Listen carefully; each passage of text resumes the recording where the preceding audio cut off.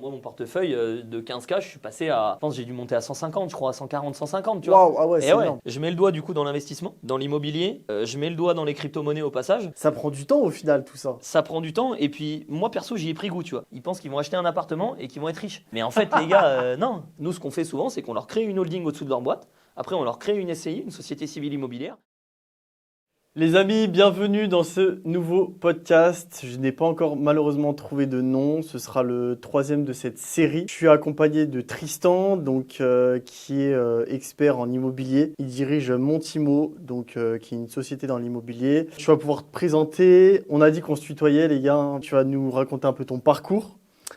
Comment t'en es arrivé là? Parle-nous un peu de toi, ton âge, ce que tu fais dans la vie. Après, on va rentrer un peu dans les détails. On va parler investissement, crypto, immobilier surtout. Il y a beaucoup de questions aujourd'hui que les jeunes se posent. Est-ce qu'il faut investir? Comment investir? Dans quoi investir? Où investir? Voilà, tu as une boîte qui va passer bientôt à l'international. Et voilà, je te laisse te présenter.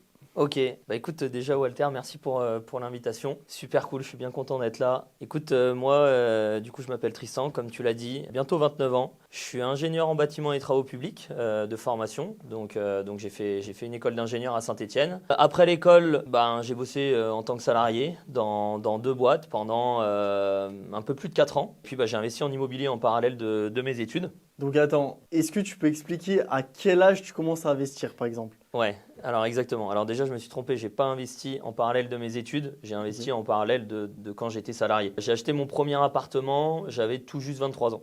Ok. 23 ans tout pile, à savoir que je suis pas du tout issu d'une famille d'entrepreneurs ou d'investisseurs. Grosso modo, tu veux que je t'explique comment ça s'est passé un peu, le passage à l'acte Ouais, Ok. explique-nous les débuts en gros, Ok. quand tu as commencé à entreprendre, ton début, ton premier pied par exemple dans le salariat, comment ça Ok. s'est passé? Est-ce que c'était par rapport à l'immobilier, rien à voir? Explique-nous un peu pour remettre un peu dans le contexte. Ok. Écoute, j'ai eu mon diplôme d'ingénieur, j'avais 22 ans et demi. Direct, j'ai trouvé du taf. J'étais maître d'œuvre. Donc, maître d'œuvre, en gros, tu gères des chantiers sur des bâtiments. Tu as différents. T'as chef de chantier et maître d'œuvre, c'est vraiment le gars qui gère toutes les entreprises. Donc Ok. moi, j'étais maître d'œuvre conception et réalisation, donc je faisais la conception des projets. Moi, j'étais sur des projets commerciaux et industriels. Donc en gros, j'ai travaillé pour Grand Frais, j'ai travaillé pour Decathlon, pour Ikea, pour Renault, tu vois. Je travaillais, Des grands groupes. je travaillais pour des grands groupes sur des gros projets, sur des projets à plusieurs millions d'euros, tu vois, à 4-5 millions d'euros pour les projets les plus importants que j'ai fait. Et donc voilà, donc c'est ce qu'on appelle être maître d'œuvre. Donc tu fais la conception des projets et puis après tu suis le chantier. Souvent c'est des projets qui durent 2 ans, 2 ans et demi, tu vois. Parce que tu construis des bâtiments, il y a des appels d'offres à lancer, il y a des entreprises à choisir. Puis derrière, il y a le chantier, tu vois. Donc forcément, Donc ça prend du temps. 2 ans et demi par projet ou par groupe? Ça se passe comment en gros? T'as plusieurs projets, t'as plusieurs Tu as groupes? plusieurs projets en parallèle. Ok. T'as plusieurs projets en parallèle. Et typiquement, tu vois, je me souviens, j'ai pas mal bossé pour Grand Frais. Quand tu construis un Grand Frais, c'est un projet, je te dis, sur 2 ans, tu vois. Entre le temps où tu commences à faire les études, tu fais toutes les études de conception, il y a des permis de construire à déposer en mairie, ils doivent être acceptés, il y a des purges de permis de construire, enfin tu vois, tout ça, ça prend du temps. Après, tu montes un dossier d'appel d'offres, tu envoies ce dossier d'appel d'offres à des entreprises, les entreprises, elles font des devis, elles font des mémoires techniques, toi tu reçois tout ça, après tu choisis avec quelles entreprises tu veux bosser, et après tu attaques le chantier. Donc forcément, c'est des projets qui sont longs, et les chantiers… comme je te dis, un Grand Frais, ça coûte grosso modo entre 3 et 4 millions d'euros. Donc si tu veux, c'est pas un chantier qui se fait en 2 secondes. Donc t'es maître d'œuvre. Ouais. T'as quel âge? T'as 23 ans à ce moment-là? J'ai même pas 23 ans, 22 ans et demi. Ouais. Comment ça se passe? Donc là, à ce moment-là, tu sais que tu vas faire quelque chose dans l'immobilier? Pas du tout. Ah, pas du tout. Mais pas du tout, du Ok. tout. À ce moment-là… C'est quoi qui t'intéresse à ce moment-là? eh Genre, ben, tu sors d'études, tu commences dans le salariat. C'est quoi ta vision? Alors, vision, j'en ai pas du tout. En gros, moi, si tu veux… Mais ça te plaît ce que tu fais? Ou pas trop? Est-ce que tu dois évoluer là-dedans? Comment ça se passe? non, j'en sais rien, je pense pas. Ça me plaît, mais pas plus que ça. Franchement, ça me plaît pas plus que ça. Et en fait, si tu veux, moi j'ai mes premiers salaires. Mes premiers salaires d'ingé, 2000, 2200 balles, tu vois, par mois. Et puis moi, j'avais jamais de thunes, tu vois, j'étais étudiant. Voilà, je Ouais, vivais tu vivais avec la bourse, tout je ça. vivais à moitié des bourses, mes parents qui me filaient un peu de thunes, mais voilà. Et du coup, là, j'ai mes 2-3 premiers salaires, tu vois. Et puis moi, je suis pas un flambeur, si tu veux. Je m'en fous d'avoir une belle bagnole, je m'en fous d'avoir une jolie montre. Enfin voilà, du coup, je commence à avoir 6-7 000 balles sur mon compte en banque. Et du coup, là, je me dis, faut que j'en fasse quelque chose. J'appelle ma mère Je lui dis, bah maman, j'ai un peu de thunes, du coup, qu'est-ce que j'en fais? Ma mère, elle me conseille, et maman, je t'aime très fort, mais ma mère, elle me conseille ce que je pense n'importe quelle maman aurait conseillé à son fils. Bah écoute, et en vrai, je m'en souviens encore de cette conversation au téléphone. Elle me dit, bah écoute, va jusqu'au plafond de ton livret A, 20 et quelques mille euros, et puis une fois que tu auras plafonné ton livret A, bah peut-être tu mettras de l'argent sur un autre livret, sur une assurance vie ou quoi. Je dis ok, bah très bien, merci maman, tu vois. Et puis moi en fait je suis hyper curieux, je suis vraiment très très curieux. Et le soir je rentre chez moi et je tape sur Google où placer son argent, tu vois. Donc là, non mais vraiment, On l'a tous déjà fait. On l'a tous déjà fait, les gars, ça. Tout le monde l'a déjà fait, ça, je veux rien savoir. Et du coup, t'as tout un tas de trucs qui sortent, Ouais, immobilier, actions, ce qui sort en premier, c'est ça, les livrets, les assurances vie et l'immobilier, tu vois. Et moi, ouais, direct, je me suis dit, putain, l'immobilier, tu vois, ça me parle parce que bah, les travaux, c'est ma formation. Ok, ça peut être intéressant et tout. Et du coup, je m'achète un bouquin, super bouquin, L'investisseur immobilier locatif intelligent, Julien Delagrandane. J'ai lu ce bouquin, franchement, il est top, ça fait 250 pages. Je finis de le lire, je me dis, bah franchement, ça n'a pas l'air trop compliqué sur le papier. C'est en gros, tu trouves un appartement. Tu fais bien les calculs, en gros c'est que des plus et des moins, c'est un loyer qui rentre d'un côté, de l'autre côté tu as toutes les charges, il faut que tu arrives à l'équilibre si possible, tu vois, et puis après tu vas avoir une banque, elle te prête de l'argent et tout, je me dis ça n'a pas l'air trop compliqué, tu vois. Sur le papier, c'est pas compliqué. Sur le papier c'est pas très compliqué, tu vois. Bah, je vais sur le Bon Coin, je vois passer des appartes, je vais faire des visites, tu vois. Okay. Donc je commence à faire des visites et je crois que c'était la 4e visite. J'en ai pas visité beaucoup avant d'acheter mon premier appart. Je pense que j'ai acheté le 4e, je crois que j'ai dû acheter. Je vais à la visite, un appartement du coup de 55 mètres carrés affiché à 50 000 euros, je crois. C'est à Saint-Etienne, c'est pas très cher. À 50 000 euros? Ouais. Ouais, c'est pas cher du tout. Pas cher du tout. J'arrive sur place, l'agent immobilier avec qui je bosse encore maintenant, mais du coup 5-6 ans plus tard, tu vois, où lui il a pas mal évolué, moi aussi. J'arrive, l'agent immobilier, il me dit, coup de bol entre guillemets, j'étais avec le diagnostiqueur immobilier. Tu veux que je te raconte un peu l'immobilier, que je rentre dans les détails de comment ça marche? Ouais, carrément. Ok.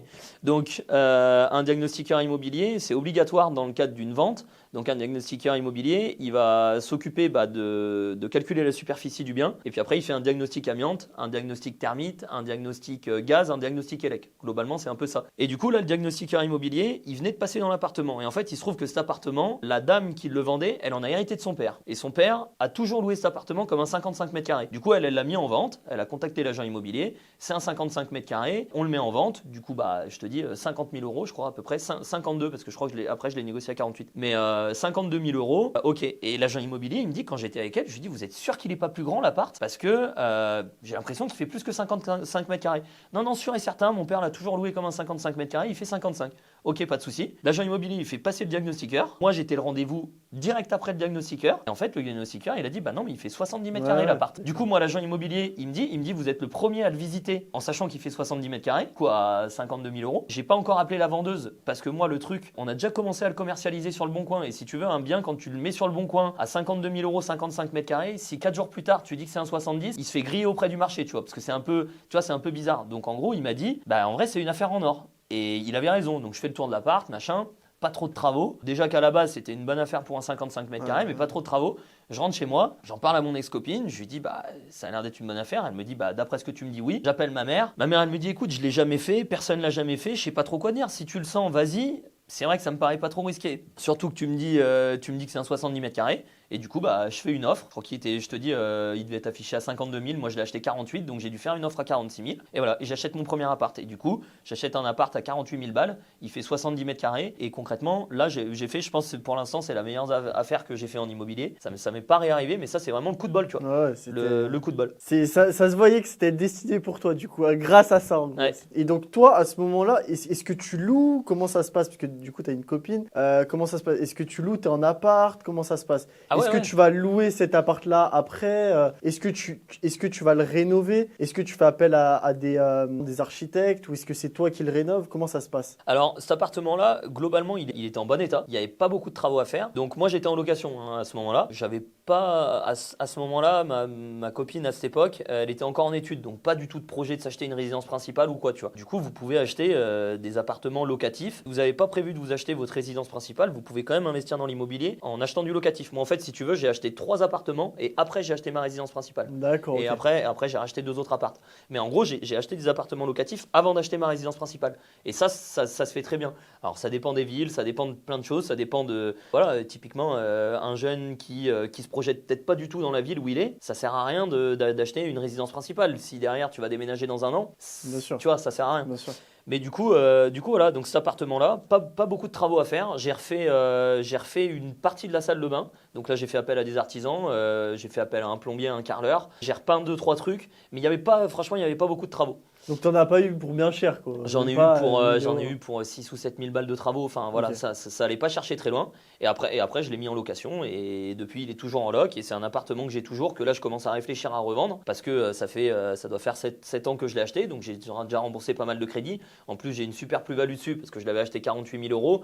Là, c'est un appart. Voilà, il faudrait que je le fasse estimer. Mais globalement, je le revends à peu près 100 000 euros, tu vois. Ok, donc x2 tu fais. Ouais, x2, parce que si tu veux, à cette époque-là, Saint-Étienne, on était vraiment au plus bas des prix à Saint-Étienne. Je l'ai acheté en 2018. C'était vraiment le plus bas. Et depuis Saint-Étienne, ça a pris 50% en valeur. Bien Donc sûr. moi, mon appart, il a pris 50% au passage, sachant que j'avais fait une bonne affaire, tu vois, à l'époque. Donc grosso modo, j'ai fait x2 sur ce truc-là. Parce que c'était dans le centre ou ouais. Ouais, c'est un appartement qui est bien placé. Ouais, c'est ça. De toute façon, là, il se revendrait 1300 ou 1400 balles du mètre carré. Donc c'est ça, tu vois, il se revendrait entre 95 et 100 000 balles. Et du coup, pour en revenir, donc t'achètes ton premier bien. Comment ça se passe?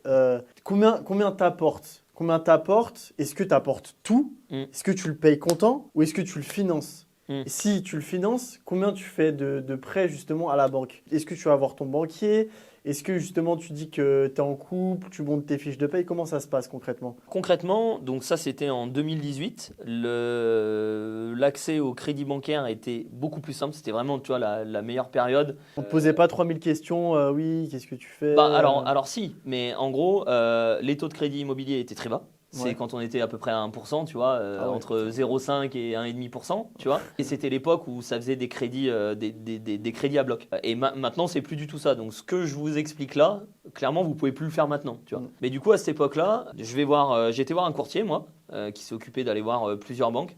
J'avais pas envie d'aller voir, moi, toutes les banques. J'avais la flemme et pas le temps, concrètement. Je mets 0 apport. Donc ça, c'était pareil, c'était la belle époque. Maintenant, emprunter avec 0 € d'apport, c'est pas que c'est impossible, mais c'est super chaud. Il faut vraiment avoir une super situation. Typiquement, il faut être salarié en CDI, très très bien gagner sa vie, avoir de l'épargne de côté. On peut encore arriver à emprunter sans apport, mais franchement, c'est chaud. T'as une idée de tranche peut-être à dire En ce moment, Ouais. en ce moment, on est entre 5% d'apport, vraiment au minimum du minimum, Ah ouais. et en moyenne, on est à 10%. Et après, on peut monter jusqu'à 15%. Tu Ok, vois. d'accord. Ça dépend des projets, ça dépend de plein de choses. En fait, l'immobilier, si tu veux, c'est assez dur de faire des généralités parce qu'en fait, chaque projet est différent, chaque profil est différent. À chaque fois, c'est des projets qui sont uniques. Donc, tu vois, c'est un peu dur de faire des généralités comme ça. Mais si je devais te donner une moyenne, la moyenne, c'est 10% d'apport sur un projet. Ok. Mais moi, du coup, à cette époque-là, j'emprunte avec 0 d'apport. Donc, en gros, achat 48 000. Frais de notaire, c'est 8%. Donc, je ne sais pas combien ça fait, mais il devait y avoir 4 000 balles de frais de notaire.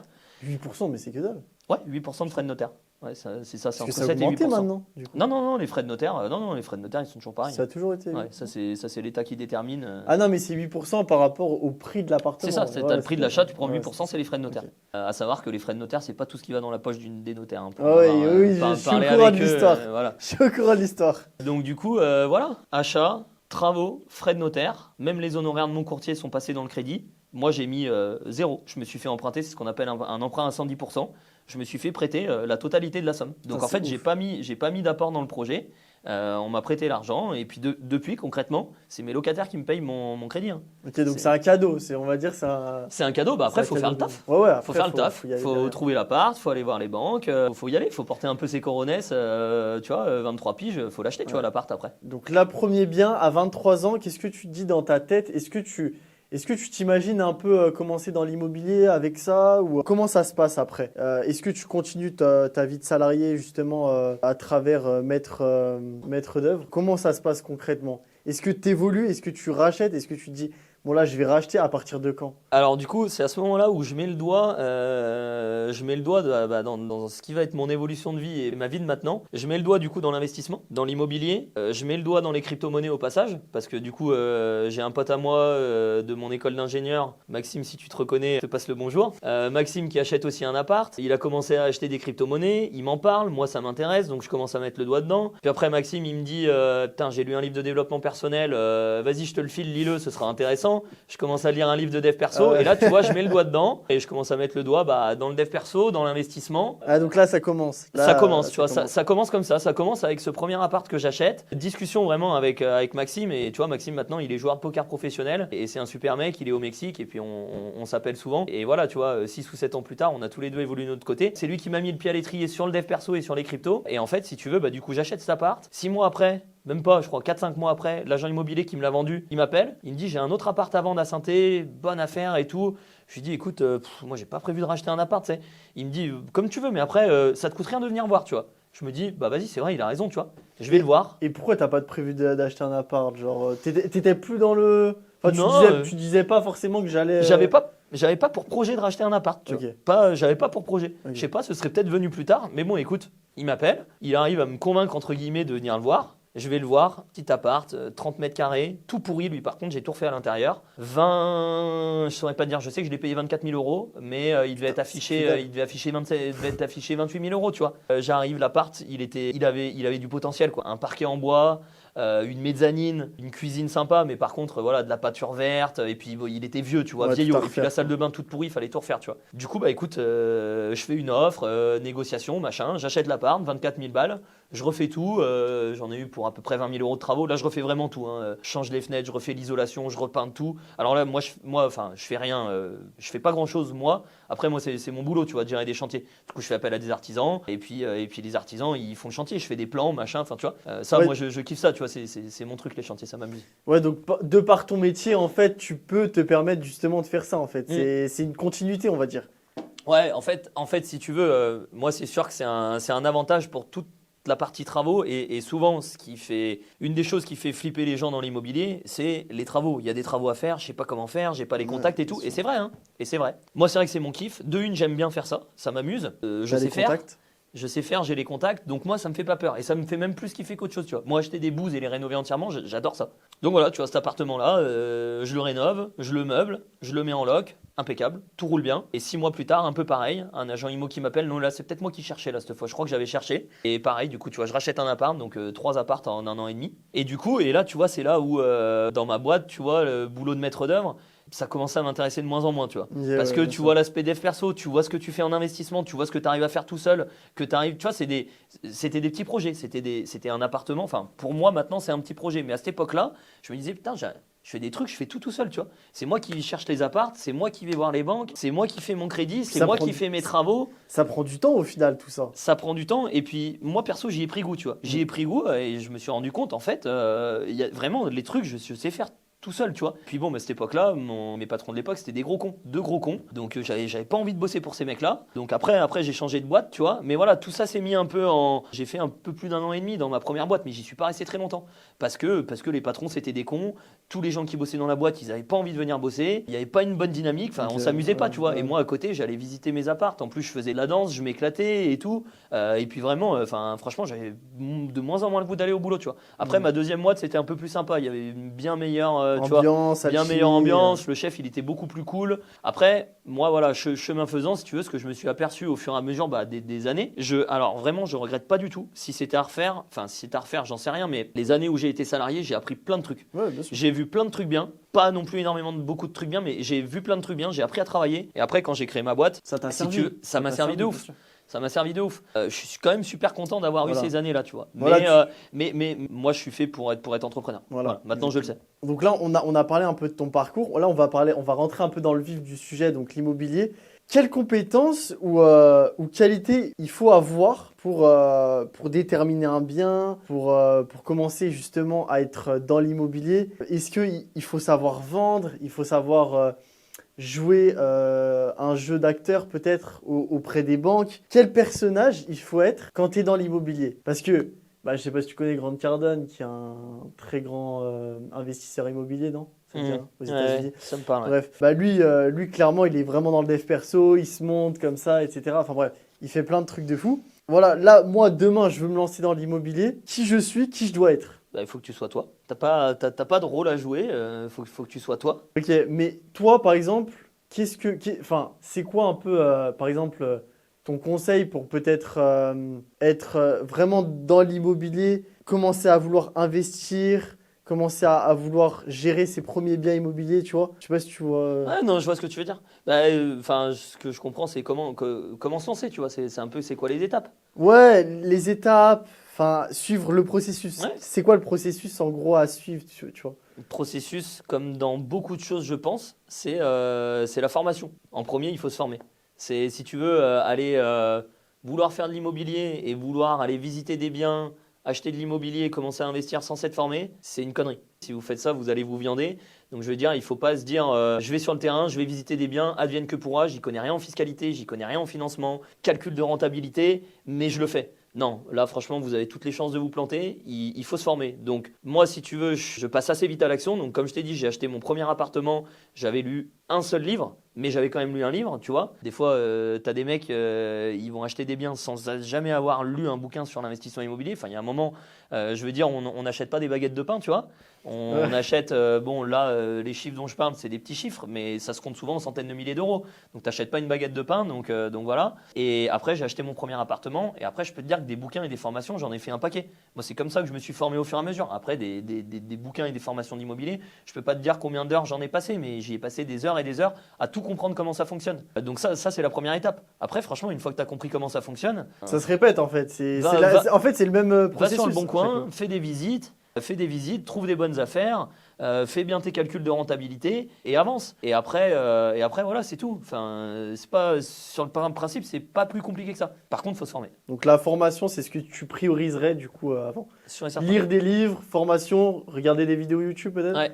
Sans trop se faire déformer, parce que le problème aussi avec les Avec vidéos, les réseaux sociaux. le problème avec les réseaux sociaux et les vidéos YouTube, c'est que c'est vendage de rêve et Ouais, compagnie. on voit le positif, mais on voit pas le Ouais, négatif. voilà, mais le truc c'est qu'en fait la réalité c'est pas ça, tu vois. Ça Et a rien à voir. moi maintenant avec ma boîte, si tu veux, bah ça nous arrive des fois d'avoir des clients qui nous signent des mandats de recherche parce que bah, on en parlera après. Mais du coup, moi j'ai une boîte d'investissement immobilier locatif clé en main. Donc en fait, ce que j'ai fait moi, bah, je le fais maintenant pour des clients qui nous délèguent leur projet d'investissement immobilier. Et si tu veux, des fois on a des clients, ils s'attendent que en achetant un appartement en le confiant à une société comme nous. Donc nous, si tu veux, c'est pas gratuit notre service, donc forcément il y a des honoraires. Ils nous confient le projet, ils ont un budget, un petit budget à 100 000 euros. Ils pensent qu'ils vont acheter un appartement et qu'ils vont être riches. Mais en fait, les gars, non, c'est la vie, c'est pas ça, tu vois. Et ça, c'est ce qui est vendu sur Internet. Exactement. Malheureusement. Bien sûr, Alors bien je vais pas donner des noms. De toute façon, moi, je vois qui c'est. voilà, On les voit passer. De toute façon, tu les vois passer. les voit passer. Après, je pourrais donner des noms, je m'en fous. Au début, ces mecs-là, j'ai suivi un peu au début. Ouais. Mais si tu veux, globalement, c'est des formations de bas niveau et c'est des formations juste de vendage de rêve, tu vois. Alors, en dehors de ça, ce qui est bien, c'est que ça met le pied à l'étrier. Par contre, il faut prendre du recul sur les choses, tu vois. C'est pas parce que tu achètes un appartement que tu vas être riche. Et après, il y a moyen de gagner des ronds, mais risque, rentabilité. Ok ? Plus tu prends de risques, plus tu as de rentabilité. Demain, moi, je peux te faire un projet super rentable. Je te fais un Airbnb. C'est beaucoup plus rentable qu'une location à l'année, tu vois. Mais le risque est pas le même. Il y a le Covid, t'es niqué. En ce moment, enfin là, bah, tu vois, on est en plein dans la loi finance. Je sais pas si tu as vu passer, mais du coup, là, ils sont en train de tabasser sur les Airbnb. Tu peux plus louer tant de jours de l'année. Les abattements fiscaux, c'est plus les mêmes. Enfin voilà. Donc les mecs, si tu veux, qui ont tout leur patrimoine immobilier en Airbnb, ils doivent être en train de serrer les fesses. C'est sûr et certain. Et puis après, moi, je peux te trouver un immeuble dans un village de 700 habitants. Tu vas avoir une renta de fou, tu vois. Tu vas avoir une renta à 15-20%. Mais par contre, va louer les appartements. Et le jour où tu veux le revendre, bon courage pour le revendre, tu vois. Donc après, si tu veux, voilà, t'as des youtubeurs et des formateurs immobiliers qui te vendent des rentas de fou, vendage de rêve. Par contre, regardez les risques en face, tu vois. Après, voilà, chacun sa façon de faire. Moi, si tu veux, j'ai une approche de l'immobilier qui est beaucoup plus patrimoniale et basée sur le fait de faire des gros projets sans forcément prendre énormément de risques. Moi, si tu veux, avoir des immeubles dans des petits villages, ça m'intéresse pas. Avoir que des Airbnb, ça m'intéresse pas. Par contre, avoir un bel immeuble à Saint-Étienne ou un bel immeuble à Grenoble, ça c'est bien. Tu as 6, 7, 8 appartements. Il y en a que tu vas louer en meublé longue durée, plus pour des étudiants. Il y en a que tu vas louer en nu. il y en a peut-être un ou deux que tu vas mettre sur Airbnb. Et là, tu vois, tu diversifies ton patrimoine. Et ça, c'est beaucoup plus cohérent, tu vois. Ok. Et toi, du coup, tout ce qui est Airbnb, t'en fais ou quand même Moi, t'es j'en ai pas pas. trop Airbnb? Moi, j'en ai pas parce que l'occasion s'est pas présentée d'un appartement que je pourrais mettre en Airbnb. Ou alors, si, oui, j'en avais mis un en Airbnb, mais ça a foutu la merde avec les copropriétaires dans la copropriété. Donc, je l'ai vite retiré, tu vois. Comment ça se passe concrètement quand tu mets un appartement en Airbnb? Parce que je crois qu'il y a des frais. Comment tu gères ton appartement? Ça prend du temps? Ça se passe comment? Bah écoute, moi, quand je l'avais fait, alors. Faut être assuré aussi. Assuré. Ou c'est assurance T'as pas normale? besoin de plus d'assurance parce que tu vas louer un appartement en Ok, Airbnb. ouais, c'est la même chose. C'est les mêmes assurances que si tu louais ton appartement en meublé à l'année. Mais la rentabilité, elle est meilleure que La rentabilité, oui, très souvent, elle est meilleure qu'en location longue durée à l'année. Pourquoi? Pourquoi? Bah, parce que tu loues à la nuit, tu loues, ça dépend, 50, Ah, 100, c'est 150 balles la nuit. Donc si tu veux, bah, tu comptes à la fin du mois, voilà. Donc Airbnb, ils prennent des frais là-dessus. Et de toute façon, là, si l'État, ils ont mis un quota maximum de jours possibles de louer à l'année et qu'ils sont en train de C'est pour ça, c'est parce qu'il y a réduire. trop de. Mais il y a trop de gens qui ont Il y a fait du trop de Airbnb. gens, ouais, bien sûr. Je veux dire, dans les grosses villes, Lyon, Paris et puis les villes C'est touristiques, affolant. les gens ne peuvent plus se loger. Ouais. Les mecs qui travaillent, les étudiants ne peuvent plus se loger. Pourquoi? Parce qu'il y a plein d'appartements sur Airbnb. Très clairement, je dis pas qu'il faut pas faire, tu vois. Mais pour moi, c'est de la diversification. Typiquement, je sais pas. Peut-être si tu achètes un premier appartement, tu le mets sur Airbnb, ok. Et le deuxième, mets-le en location à l'année. Et le troisième aussi, et le quatrième aussi. Et après, pourquoi pas, refais-toi un Airbnb. Franchement, hein, et les personnes, moi, j'en connais pas des investisseurs qui ont tout leur patrimoine en Airbnb. Mais je sais qu'il y en a parce que je le sais. Et ben, ces gens-là, ils doivent être en train de serrer les fesses. C'est sûr et certain. Parce qu'ils savent très bien que l'État, il est en train de réguler tout ça. Et c'est juste logique. Parce que si tu veux, il y a une pénurie de logements. Comme tu te dis qu'à Lyon, les étudiants ne peuvent pas se loger et que tu as dans des villes où des travailleurs, des gens qui bossent ne peuvent pas se loger parce que il n'y a pas d'appartement dispo. Si tu veux, l'État, voilà, ils sont en train de réguler pour remettre les choses dans le bon ordre, quoi. Ouais, tu regardes sur Airbnb, là, c'est ça. Sur Airbnb, tu regardes, il y a des logements de partout. Bah oui. C'est affolant. Après, pour répondre à ta question sur les Airbnb, tu as deux façons de faire. Les gérer soi-même, alors bah, encore une fois, il y en a qui le font. Ça dépend de la valeur que tu accordes à ton temps. Personnellement, j'accorde énormément de valeur à mon temps. Donc si tu veux gérer des Airbnb, j'ai un petit peu autre chose à foutre, tu vois. Donc il existe des conciergeries Airbnb dont c'est le Ouais, boulot, qui viennent faire le ménage à chaque entrée-sortie de locataire, qui t'emmènent tes draps à la blanchisserie et tu t'occupes de rien. Alors certes, ça coûte 25% ça coûte 25% de ce que tu gagnes. Mais bon, il y a un moment, tu t'occupes de rien, tu vois. Alors après, chacun sa relation au temps, tu vois. Mais moi, je peux te dire que j'ai autre chose à foutre que d'aller changer des draps dans mes Airbnb, quoi. Ok, ouais. Et même si tu ferais appel à une conciergerie, pour l'instant, c'est pas quelque chose dont tu envisages de faire. Non, enfin personnellement non. Après voilà, je te dis ça, mais par contre pour des clients, on a fait des Airbnb et ça tourne bien et ça fonctionne bien et c'est cool. Mais encore une fois, moi c'était dans le cadre d'une diversification, tu vois. À Saint-Étienne, on a un client, il a acheté un immeuble, il y a 7 appartements. Sur les 7 appartements, il y a un locataire qui est parti. On lui a dit bah tiens l'appart, on va le refaire un peu bien, on va le meubler, on va le mettre sur Airbnb. Et ça c'est cohérent, tu vois. Parce que tu as encore 6 appartements qui sont loués à l'année, tu en as un sur Airbnb, ça fait augmenter un peu la rentabilité, mais je veux dire si l'État demain il se met à tout réguler, le mec il va pas se faire défoncer, tu vois. Donc là, je vais rebondir un peu sur du coup tes clients, mais du coup, comment être client chez Montimo? Qu'est-ce que Montimo, quand ça a été créé, vos services, qu'est-ce que vous proposez? Vous faites de l'ameublement, la location, combien vous êtes d'associés, combien tu as de salariés? Explique-nous un peu du coup l'histoire que tu as voulu créer à travers ça, tes débuts. J'ai vu que tu avais changé de bureau il n'y a pas si longtemps, enfin il n'y a même pas 2-3 semaines, donc je pense que c'est une bonne nouvelle. Je pense que tu essayes de scale ça. Explique-nous un peu du coup les démarches, quand et comment tu as commencé à vouloir créer ça. C'est quoi même ta vision à long terme? Explique-nous un peu tout ça. Yes, oh là on en a pour un moment, hein. Ok, écoute, du coup Montimo, c'est parti du constat, donc voilà, comme je t'ai dit, j'ai changé d'entreprise. Ma deuxième entreprise, du coup, à un moment, j'avais envie de monter ma boîte. Donc je me suis posé devant une feuille, je me suis dit, qu'est-ce qui m'intéresse? Comment est-ce que je peux gagner de l'argent? Globalement, c'est un peu ça. Et d'ailleurs, je l'ai retrouvé la feuille, et c'est de là où tout est parti, et celle-là, je la conserve précieusement, tu vois. Non mais sur une feuille, vraiment. Et du coup, moi, si tu veux, je me suis dit, ok, en fait, ce que je fais pour moi, tu vois, d'acheter des appartements, de les mettre en location, je peux le faire pour les autres. Je peux le faire du coup pour des clients, tu vois. Ça, si tu veux, c'est des amis souvent qui me disaient, ah moi ça m'intéresserait que tu m'accompagnes, que tu m'expliques comment ça marche et tout. Donc voilà. Donc écoute, j'ai posé les choses sur le papier. Parce que attends, je te coupe, mais est-ce qu'il y a beaucoup de gens qui ont monté des boîtes comme ça auparavant? Est-ce que vous êtes beaucoup? Est-ce que c'est un marché concurrentiel? Est-ce que même à Saint-Étienne ou à Lyon, il y en a de ce genre de boîte? Ouais, alors. Enfin, un service clé en main, hein, du coup. Hein, ouais, c'est ça. Que je te parle. C'est ça. C'est un service clé en main. Alors, ouais, il y a d'autres boîtes qui font ce qu'on fait. Il y en a de plus en plus qui s'ouvrent, mais c'est encore assez peu concurrentiel. Donc, c'est un marché qui est scalable et c'est un marché que ouais. tu peux. au fil du temps, il y a encore de la place. Ouais. monter. Par contre, comme je te dis, il y en a de plus en plus qui se montent. Donc voilà, il y a des boîtes comme moi qui se sont montées avant moi, donc ils ont de l'avance sur moi. Moi, maintenant, j'ai pris de l'avance sur ceux qui sont en train de les créer maintenant. Et puis Bien après, entre guillemets, moi, de toute façon, pour moi, il n'y a pas vraiment de concurrence. Je vois mes concurrents comme des confrères. Parfois même, on crée des partenariats avec des confrères, des concurrents. Et si tu veux, en fait, la concurrence, c'est une bonne chose. Parce que s'il y a des mecs qui ont monté la même boîte que toi, tu es en train de monter, mais qui l'ont monté 8 ans en avant, et que la boîte, elle existe encore, ça veut dire qu'il y a un marché. Et à partir du moment où il y a un marché, tu veux, ce qui est bien avec l'immobilier, c'est que moi, j'ai pas réinventé la roue. L'immobilier, ça existe depuis la nuit des temps. Il y a plein de gens qui sont enrichis avec l'immobilier. Donc, si tu veux, c'est un business qui fonctionne. Après, moi, la façon dont je l'ai abordé, et c'est vrai que quand j'ai créé la boîte, je m'étais pas inspiré d'autres entreprises. J'ai posé les choses sur le papier, comme je te dis, hein, vraiment, je me suis dit, ok, moi, je sais faire ça. Et là, je me suis dit, est-ce que je peux le faire pour les autres? Bah, bien sûr que je peux le faire pour les autres. Et en fait, c'est parti comme ça. Et go, j'ai un pote à moi qui avait créé sa boîte un an auparavant. Il m'a dit, bah vas-y, si tu veux, dans mon bureau, j'ai encore de la place, viens bosser avec moi. Donc, j'ai commencé à bosser dans son bureau. Donc, j'étais dans une pépinière d'entreprise. Du coup, je suis rentré dans la pépinière d'entreprise. Donc, j'ai eu mon propre bureau. Et puis après, bah, si tu veux, tu pars de zéro et puis il faut y aller, il faut aller au charbon. Donc, j'ai emprunté un peu d'argent, j'ai eu un prêt d'honneur. Après, j'ai emprunté un peu d'argent auprès des banques. En gros, j'ai emprunté 20 000 balles. Je suis parti avec 20 000 balles. Après, tu te fais une charte graphique, tu te fais un site internet, tu crées ta proposition de valeur, tu mets des tarifs en face. Ça m'a pris à peu près 6 mois. Et puis après, go, tu vas trouver des clients, tu vois. Moi, si tu veux, vu que ça fait plusieurs années que je fais de l'investissement en général et de l'investissement immobilier, des investisseurs, j'en connais pas mal. Donc, je touche du bois, mais j'ai eu rapidement mes premiers clients, tu vois, au bout d'un mois ou deux, quand j'ai eu finalisé tout ça. J'ai eu mes premiers clients sur des gros projets en plus. Le client dont je te parle, l'immeuble à Saint-Etienne, c'est mon premier client. Projet à 400 000 balles, tu vois. Donc c'est C'était cool. l'immeuble, hein. Ouais, c'était un immeuble okay. entier. Ouais, un immeuble entier. Du coup, 400 000 euros, tu vois. C'était mon premier projet. Hein. Projet à 400 000 euros. Et t'avais pas la pression? Comment ça se passe quand t'as un client comme ça à 400 000 euros?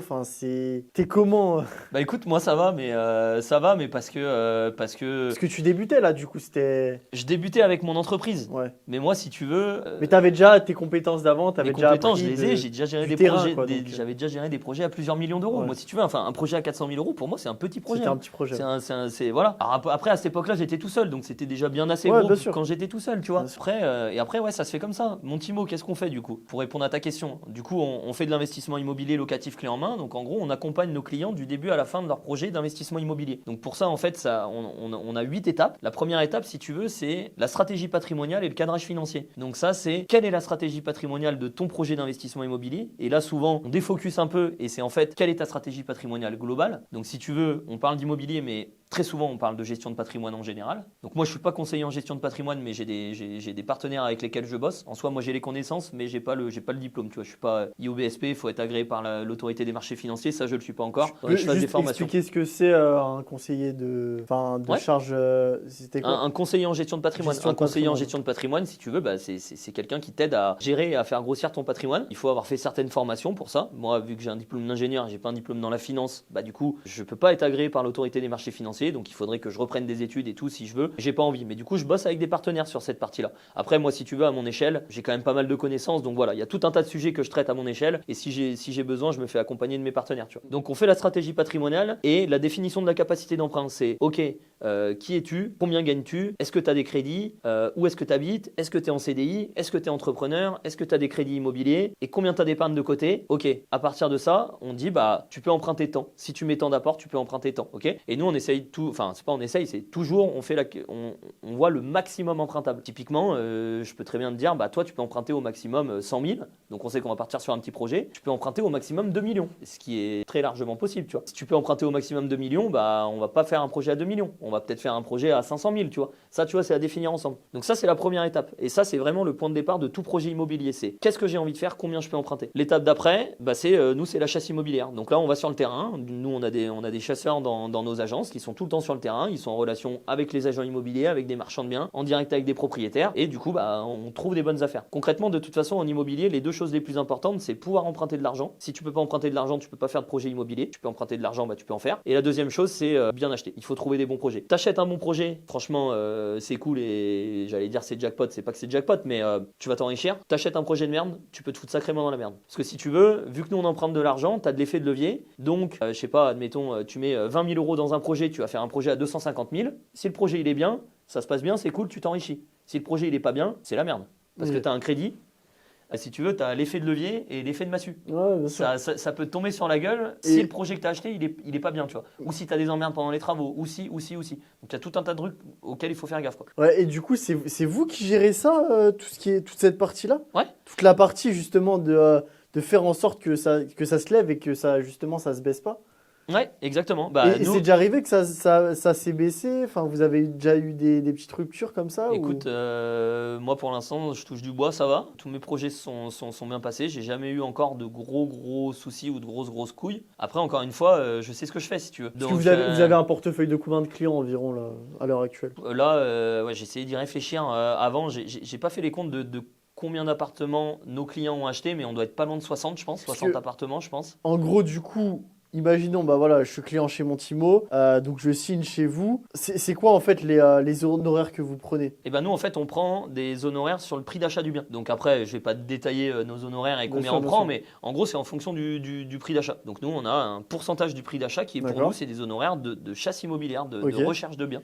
Donc vous prenez ces honoraires-là et ça se passe comment après? Vous restez en contact avec le client ou... Ouais, bien sûr. Bien sûr. Bah nous, du coup, vu que c'est donc clé en main, donc je te dis, tu as ta stratégie patrimoniale, définition de capacité d'emprunt, on cherche un bien, on monte un dossier, voilà le dossier, tu as toutes les infos. Donc là, c'est là où il y a une énorme différence entre le métier d'agent immobilier et ce que nous, on fait. Nous, on fait des dossiers quali, on met toutes les infos à l'intérieur, on fait les calculs de rentabilité. Après, le client, il est assez grand pour dire oui, ça m'intéresse ou non, ça m'intéresse pas. Tu vois. Si ça l'intéresse, dis-moi ça m'intéresse, je veux faire une offre d'achat. Très souvent, on les conseille sur à combien faire l'offre d'achat, parce que nous, si tu veux, on est formé à la négociation, donc on a l'habitude de négocier des biens. En plus, on travaille tout le temps avec les mêmes personnes, donc si tu veux, ça c'est le réseau, ça aide un truc de fou. Sûr. Donc après on négocie. Une fois qu'on s'est mis d'accord sur un prix, moi si tu veux, je pars du principe que une fois que un de nos clients, qui est du coup un acquéreur, a envie d'acheter ce bien et le vendeur il a envie de le vendre, pour moi en fait, c'est même plus vraiment une négociation, il faut juste qu'on se mette d'accord sur un prix, c'est tout. Mon client il a envie de l'acheter, votre client, vous avez envie de vendre le bien, moi mon client il a envie de l'acheter, il faut juste qu'on se mette d'accord sur un prix. Donc après, soit on peut y passer des heures et des heures à se dire, je te fais une offre à 180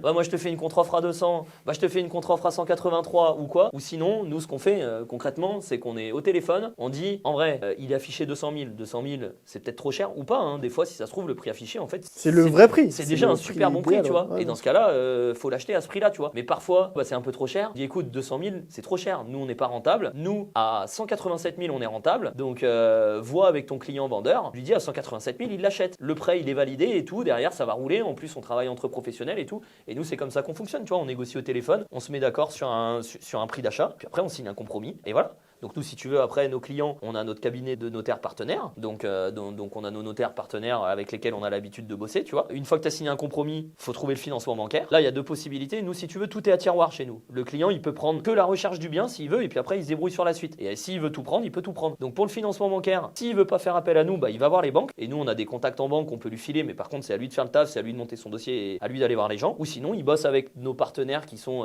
des courtiers en prêt immobilier qui sont spécialisés dans l'investissement locatif. Et nos courtiers, ils s'occupent de lui trouver le financement, tu vois. Putain, c'est ouf en vrai, hein. Vous faites les calculs de rentabilité, les financements, vous faites tout en fait. Vous faites même appel aux agences immobilières, c'est un truc de fou. Après, on fait les travaux. Une fois qu'on a financé le bien, donc notre client il a acheté le bien, s'il y a des travaux à faire, ce qui arrive dans 90% des projets, non, j'exagère, les 80% des projets, il y a des travaux à faire. Nous, après, on fait les travaux.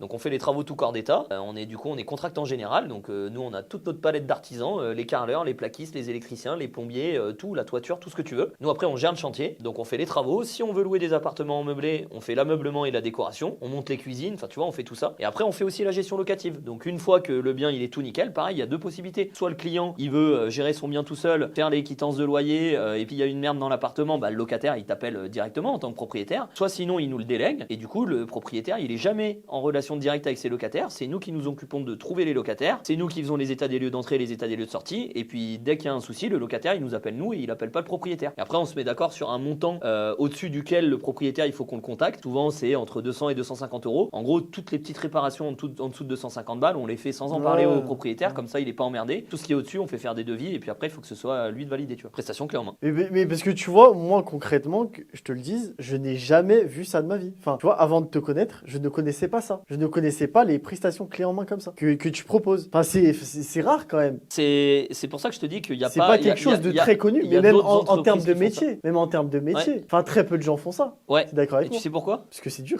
Voilà, t'as tout compris. Non, mais t'as tout compris. Non, mais C'est vrai, dur. mais Franchement, tu vois, c'est dur. là, quand tu m'expliques ça comme ça a l'air monstrueux. C'est dur.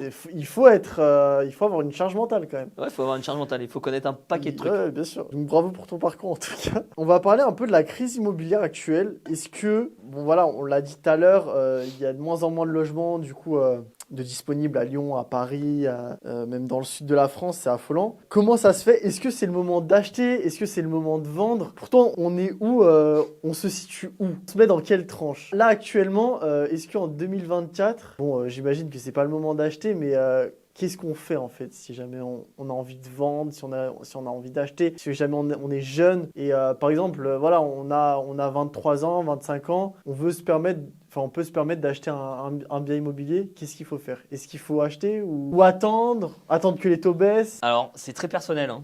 C'est Ok. très personnel. De toute façon, tout le monde aura une vision différente des choses. Donc là, je vais te donner ma vision. Moi, déjà, je pense que j'ai pas de boule de cristal. Donc, je sais pas de quoi est fait l'avenir. Est-ce que l'immobilier va monter? Est-ce qu'il va baisser? Très sincèrement, j'en sais rien. J'en ai aucune idée. Si vous croisez quelqu'un qui vous dit, moi, je suis sûr et certain que dans les 2 prochaines années, l'immobilier va monter, c'est juste un menteur. En Ok. fait, c'est impossible. Personne n'a de boule de cristal. Ok. Donc, on peut pas savoir. On maîtrise pas. Il y a trop de facteurs. La macroéconomie, la microéconomie. La deuxième chose, c'est que l'immobilier, c'est des marchés qui sont locaux. Il n'y a pas un marché immobilier. Il y a des marchés immobiliers. Il y a même beaucoup de marchés immobiliers. Tu as un marché immobilier déjà mondial. Ensuite, tu as un marché immobilier français. Mais si tu veux, quand les prix ils augmentent peut-être à Paris, si ça se trouve, ils sont en train de baisser fortement à Roubaix ou à Quimper, tu vois. J'en sais rien. C'est pour ça que je te dis qu'il y a des marchés immobiliers. Tu as des villes qui montent, tu as des villes qui descendent. Donc, est-ce qu'il faut acheter, est-ce qu'il faut vendre? J'en sais rien. Ça dépend de dans quelle ville tu es. Ça dépend de l'âge que tu as. Ça dépend de ce que tu as envie de faire. En fait, ça dépend de tout. Encore une fois, c'est hyper personnel. Après, pour quand même répondre à ta question et te donner mon avis, moi, je suis pas partisan d'attendre. Je suis pas partisan d'attendre que les prix baissent. Je suis pas partisan d'attendre que les taux de crédit immobilier baissent. Je suis partisan de l'action. Je suis partisan de, bah écoute, moi tu vois, j'ai 28 ans, j'ai 6 appartes et puis j'ai une boîte. Si j'avais jamais fait parce que j'avais attendu quoi? Ok. En fait, t'attends quoi? Je sais pas, t'attends quoi? Ok. Parce que si tu veux, encore une fois, à partir du moment où t'achètes bien, demain, t'achètes un appartement maintenant. L'immobilier, si tu veux, c'est long terme. C'est pas comme les cryptos où ça monte, ça baisse tous les jours. Bien sûr, bien sûr. L'immobilier, t'achètes un appartement, tu vas pas le revendre dans 3 mois. La moyenne de toute façon de rotation des biens immobiliers, c'est 7 ans. C'est la moyenne. Ah ouais. Donc, quelqu'un qui achète un bien, en moyenne, il va le revendre dans 7 ans. Donc, ça veut dire que tu as tout un tas de gens qui vont les revendre à partir de 4 ans, entre 4 et 10 ans, tu vois, tu peux te dire. Donc, on est sur du long terme. Donc, si tu veux, t'achètes un appartement maintenant, peut-être que l'année d'après, ça aura baissé, l'année d'après, ça aura aussi baissé, et l'année d'après, ça aura aussi baissé. Et là, si je te parle de locatif, ton appartement, s'il est loué, si le marché, il fait que de baisser, bah, vends-le pas. Continue, garde-le. Limite, attends que le marché remonte, et tu le vendras à ce moment-là. Et puis après, si vraiment il faut que tu le vendes, tu le vendras à ce moment-là. Pareil, sur les taux de crédit immobilier, un taux de crédit immobilier, ça se renégocie. Moi, tu vois, là,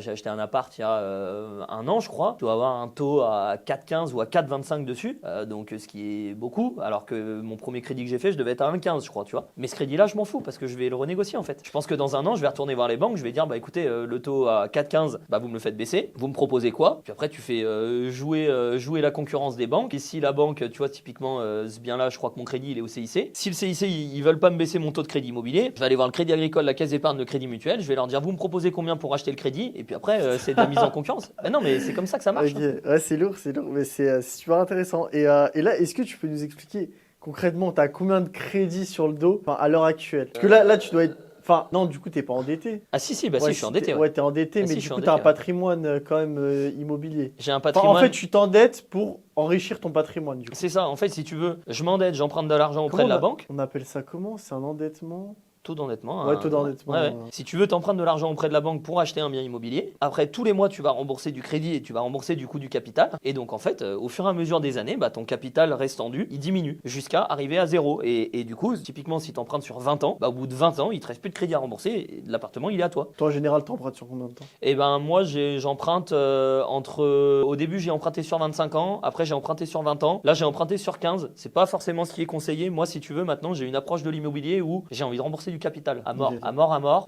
sans être dans l'excès. Tu vois, si tu empruntes sur 10 ans, c'est trop peu. Donc en fait, tu vas avoir un crédit qui est super Qui est important énorme, ouais, par bien rapport sûr, à bien ton sûr, loyer. bien sûr. Moi, si tu veux, ce qui m'intéresse maintenant, où est-ce que j'en suis de ma vie, c'est en vrai, c'est de rembourser mes appartements et mes crédits assez rapidement. Comme ça, quand mes appartements ils seront totalement remboursés, je pourrais retourner voir les banques en disant voilà, j'ai ces appartements qui m'appartiennent à 100%, ils sont à moi. Et si tu veux, derrière, tu peux faire ce qui s'appelle du nantissement ou des crédits hypothécaires. Tu peux dire voilà, vous prenez ces appartements en garantie et derrière, vous me prêtez de l'argent à partir Putain, de cet ouais, argent-là. d'accord. Donc en fait, ça te refait un effet de levier. En fait, quand tu commences à mettre le C'est doigt dans incroyable, l'immobilier, c'est incroyable. bah, c'est incroyable, c'est incroyable, mais c'est vrai. Tu Et monopolies, quoi. Ouais, mais ouais, c'est un peu ça. Mais si tu veux, tu commences à capitaliser et puis de toute façon, l'argent amène l'argent. Donc si tu veux, dès que tu commences à avoir un appartement qui est totalement remboursé, tu vas voir la banque, tu dis voilà, j'ai cet appartement-là. En fait, si je le revendais maintenant, j'aurais 100 000 euros sur mon compte bancaire. Bon, bah là, en fait, les 100 000 euros, ils sont dans mon appartement. Mais c'est quasiment pareil. Et en fait, la banque, ça, elle en tient compte si tu veux. Quelqu'un qui a 15 appartements totalement remboursés, il peut aller voir une banque pour emprunter de l'argent s'il a une situation stable et tout. Voilà. Je sais plus quelle était ta question, je crois que Et j'ai du pas coup, répondu. la question, c'était combien tu avais de crédit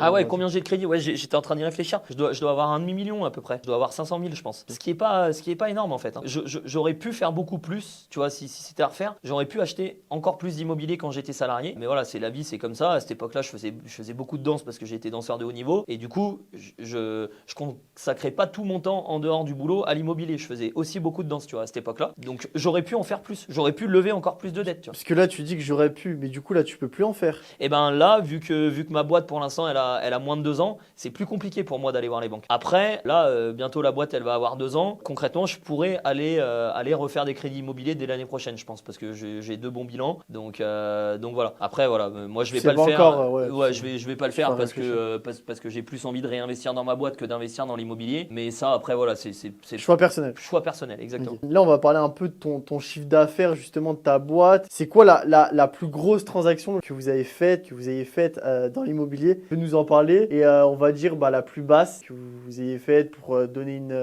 une ordre d'idée. Eh ben écoute, je vais commencer par la plus basse. Hein. De toute façon, la plus basse, là tu vois le projet dont je t'ai parlé que j'ai fait là, appartement 24 000 balles et puis 20 ou 22 000 euros de travaux. Ça c'est le plus petit projet que j'ai fait en immobilier, tu vois.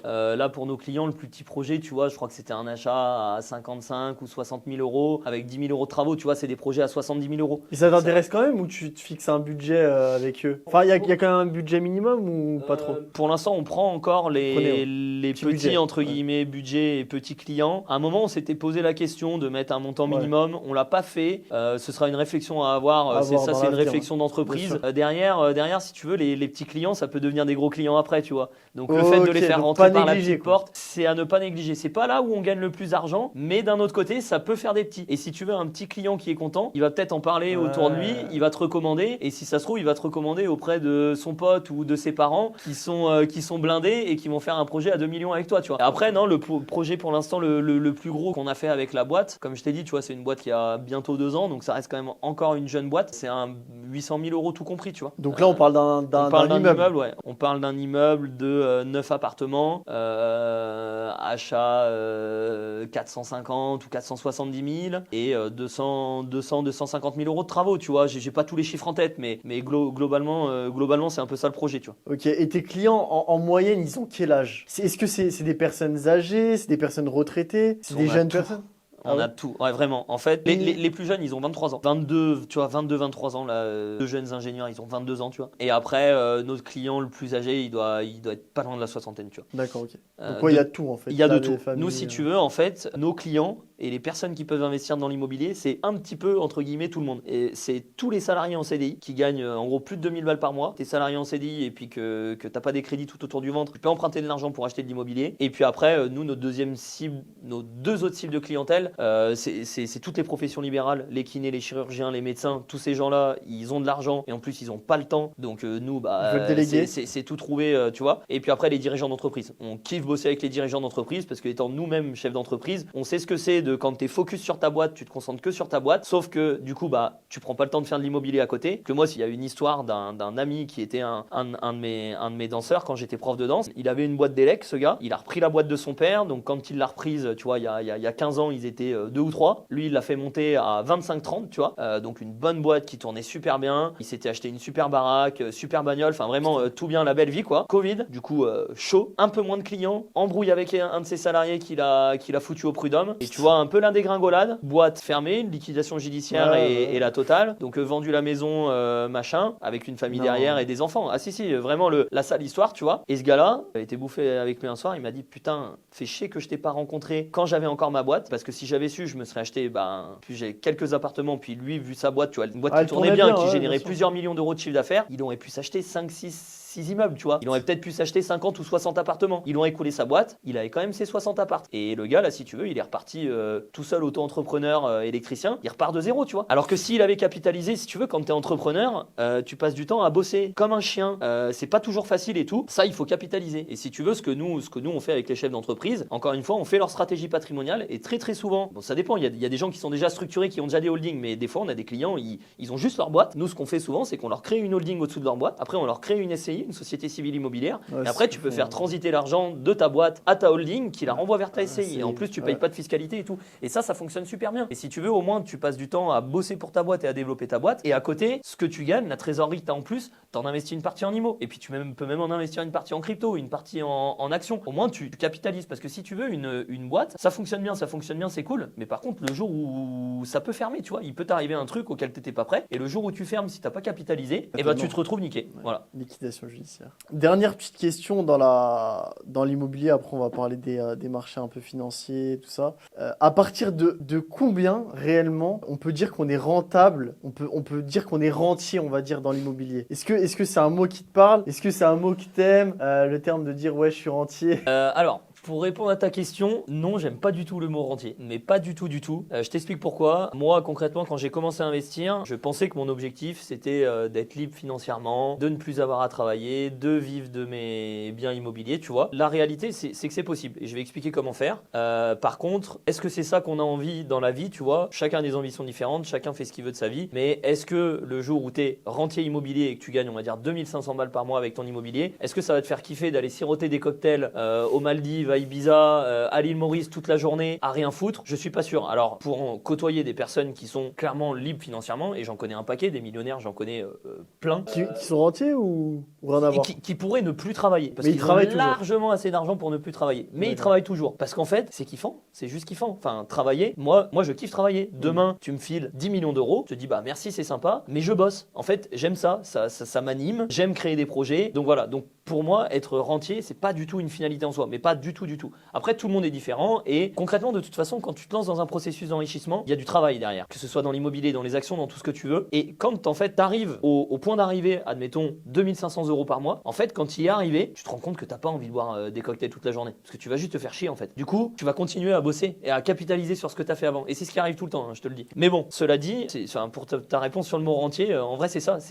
J'aime pas être rentier, c'est nul. Je veux dire, si demain t'as plus de projet, tu t'ennuies en fait. Enfin, moi personnellement, je m'ennuie. Non, parce que je pense qu'il y a beaucoup de Français qui pensent qu'être rentier, c'est la meilleure des choses. Enfin, je sais pas si t'as déjà entendu ça, non? Des clients qui veulent dire, oui, moi j'ai envie d'être rentier, non? Moi j'en vois plein, hein. Enfin, je connais plein de gens, ouais, moi je vais acheter deux, trois petits apparts là, je vais emprunter un peu, et voilà, à 30 ans, je suis rentier. Ça m'est déjà arrivé plein de fois de rencontrer des personnes comme ça. Ouais, écoute, après peut-être qu'ils se rendent compte au fur et à mesure que bah voilà, c'est peut-être pas possible ou quoi, tu vois. En fait, possible, ça l'est, hein, mais moi je pense que c'est pas une fin en soi. Alors après, on est tous différents encore une fois, mais sincèrement, quelqu'un qui a 30 ans, qui est rentier immobilier et qui, de ses 30 ans jusqu'à sa mort, va ne plus travailler, c'est triste. C'est triste et de toute façon, cette personne-là va faire une dépression. C'est sûr et certain. C'est parce qu'en fait, on est des êtres humains, on est fait pour réfléchir. Et ce qui anime quelqu'un, c'est d'avoir des projets. En fait, c'est pas de se toucher la nouille toute la journée en étant rentier. Tu vois ce que je veux dire? En dehors de ça, par contre, avoir de l'autonomie et de la liberté financière, ça c'est top. Ça t'offre du choix. En effet, le jour où, grâce à ton immobilier ou à ce que tu veux, à tes cryptos, tu as 2500 balles par mois, tu peux décider de ce que tu fais demain. Tu peux te dire, bah déjà, je sais pas, si tu es salarié et que tu as peut-être envie de monter un truc à ton compte, tu peux le faire. Et en plus, t'as aucun risque. T'as aucun risque parce que si ta boîte fonctionne pas, entre guilles, tu t'en fous. Parce que de toute façon, de l'argent, t'en as. Ouais. Donc, l'argent apporte de la liberté. Et ça, par contre, c'est une réalité. Et moi, c'est une des raisons pour lesquelles j'ai créé ma boîte et j'investis dans l'immobilier. Parce que j'ai juste envie d'être libre. C'est-à-dire, demain, quand tu as de l'argent, un client, il te fait chier, tu lui dis, tu me fais chier, va te faire foutre. De toute façon, entre guillemets, j'ai pas besoin de toi pour vivre, tu vois. T'as quelqu'un, tu peux dire non, en fait. Quand tu as de l'argent, tu peux dire non. Tant que t'as pas d'argent, tu peux pas dire non. Bon, on va parler investissement, on va parler Bitcoin, on va parler bourse. On a le Bitcoin à 89 000 depuis l'élection de Trump. 93. 93 000. C'est fou les gars, c'est fou. On va commencer tranquillement, on va parler un peu de ton premier bull run que tu as vécu. Comment t'es rentré déjà dans la crypto-monnaie, qui est un monde quand même très aléatoire, hein. Je vais pas rentrer vraiment... Non mais c'est quand même très haut ou bas quoi. Où tu ressors gagnant, où tu ressors perdant dans cette histoire. Donc, voilà, moi pour l'instant je me permets pas de faire des conseils en investissement. D'ailleurs on fera pas des conseils en investissement. Mais on va juste parler et voilà. Donc dis-nous un peu comment tu es rentré en crypto, ton premier bull run, comment il s'est passé, quels sont tes premiers investissements justement là-dedans et voilà. Bah mon pote Maxime, hein, comme je te l'ai dit, hein, c'est lui Donc qui le joueur de poker. Ouais, le joueur de poker qui m'a parlé du Bitcoin, j'en avais jamais entendu parler et voilà. Et puis encore une fois, curiosité quoi. Tu sais, moi je suis un mec curieux, j'ai commencé à regarder. Voilà, hein, j'ai commencé à mettre un peu des ronds en crypto et après ben ouais, moi c'est vrai que je suis curieux quoi. Tu t'intéresses de fil en aiguille, bah tu creuses de plus en plus de sujets, puis tu rentres dans des groupes, puis tu payes pour avoir accès à des groupes privés qui sont encore un peu plus voilà. Puis en fait tu te formes quoi. Tu commences à acheter des trucs, tu commences à en revendre, tu commences à rentrer un petit peu dans la tech, tu te crées des wallets, enfin tu vois. Et voilà. Et puis ça m'a bien amusé. Et en effet, bah du coup premier bull run, tu fais du fois. Moi j'ai fait combien? Je crois que j'avais mis 15 000 balles. Et au plus en 2019, tu mets 15 000 balles? Ouais, c'est ça. En tout, j'y suis allé progressivement au fur et à mesure, tu vois. Mais en tout, j'ai mis à peu près 15 000 balles. Tu mets dans quoi? Tu mets dans une crypto ou tu mets un peu n'importe... Non, je diversifie. Tu regardes un peu dans les groupes, ce qui se passe. Ouais, plein de trucs, des ICO. Enfin, tu vois, après, je sais pas si les gens savent de quoi on Altcoin, parle, tu vois. Mais... Memecoin, tout ça. Exactement, altcoin, tu fais des ICO, tu te balades un peu dans les protocoles de DeFi. Enfin, tu vois, j'ai fait pas mal de trucs et ça m'a pris pas mal de temps et c'était cool, tu vois. Et puis voilà, puis le portefeuille il progresse bien jusqu'à bah voilà, hein, jusqu'à l'ATH de l'époque. L'ATH c'est le niveau le plus haut, c'est le all-time high.